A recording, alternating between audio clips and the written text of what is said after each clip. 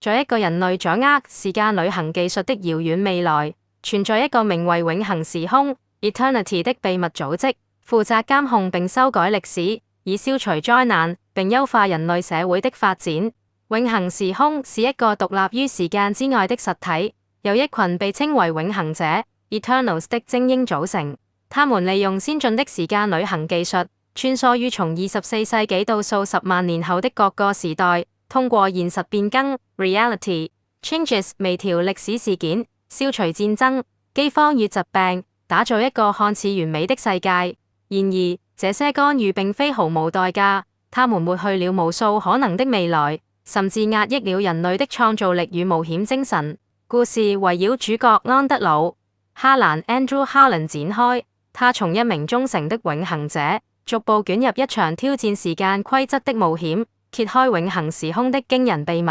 故事開篇，哈蘭是一位才華橫溢的執行者 Technician， 負責執行現實變更的具體任務。他出生於95世紀的普通人類社會，後被選入永恆時空，接受嚴格訓練，成為一名與世隔絕的永恆者。永恆者的生活孤獨且受嚴格規範，他們被禁止與時間人、普通人類建立情感聯繫，也無法真正參與歷史的流動。哈蘭以冷靜的頭腦與對工作的忠誠聞名，但他內心深處對這種機械化的生活感到壓抑。一天，他被指派前往482世紀執行一項例行變更任務，這是一個文化繁榮但社會結構複雜的時代。任務目標是通過微調某個人的行為，防止潛在的社會動盪。在482世紀，哈蘭邂逅了來自該時代的女子諾伊斯·蘭貝特 Nose Lambert。諾伊斯的美麗、智慧與獨特的氣質讓哈蘭心動，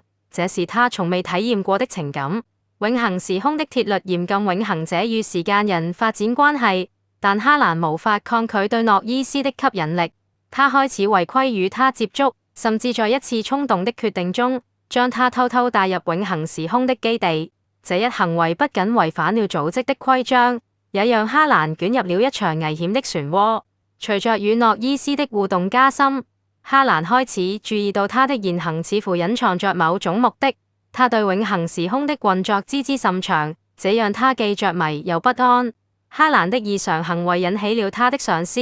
資深永恆者拉邦·特維斯 （Laban Twizel） 的注意。特維斯是永恆時空中最具影響力的計算者 （computer） 之一，負責制定變更策略，也是哈蘭的導師。他召回哈蘭，警告他違規的後果，並透露了永恆時空的部分起源。組織由24世紀的科學家創建，旨在通過時間旅行保護人類免於自我毀滅。然而，特維斯的解釋並未完全消除哈蘭的疑慮，相反，哈蘭開始質疑永恆時空的真正目的。他發現每次現實變更都會抹去無數可能的未來，某些關鍵技術，如星際旅行，似乎被刻意壓制，這讓他懷疑永恆時空的干預是否真的為了人類的福祉。在接下來的任務中，哈蘭被派往一個更遙遠的未來，被稱為隱秘世紀的時代。這些世紀因技術限制無法被永恆時空完全監控，充滿未知與危險。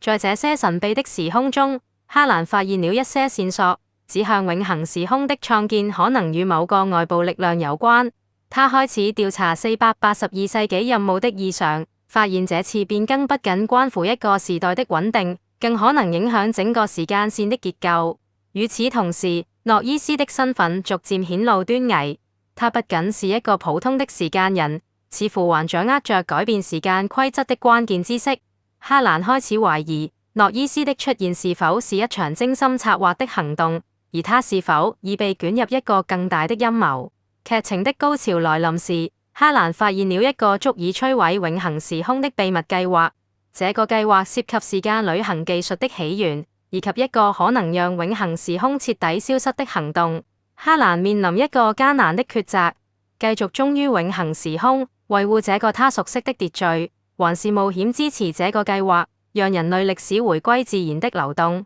他的決定不僅關乎他與諾伊斯的關係，也將決定人類未來的命運。在這場跨越時間的追逐戰中，哈蘭與諾伊斯聯手，穿梭於不同的世紀，從482世紀的繁榮都市到荒涼的遠未來，試圖揭開永恆時空背後的最終真相。他們的行動引發了一連串連鎖反應，時間的結構開始動搖，歷史的軌跡面臨徹底改變。隨着真相逐漸浮出水面，哈蘭發現永恆時空的創建背後隱藏着一個驚人的秘密。這個秘密不僅關乎時間旅行的技術，更涉及人類文明的終極命運。他與諾伊斯的合作讓他逐漸從一個忠誠的執行者轉變為一個挑戰命運的叛逆者。然而，這場冒險的代價極高，哈蘭必須在個人情感與人類未來之間做出抉擇。故事以一個令人震驚的轉折收尾，揭示了時間旅行的真正代價，以及哈蘭與諾伊斯在這場跨越時空的冒險中所付出的犧牲。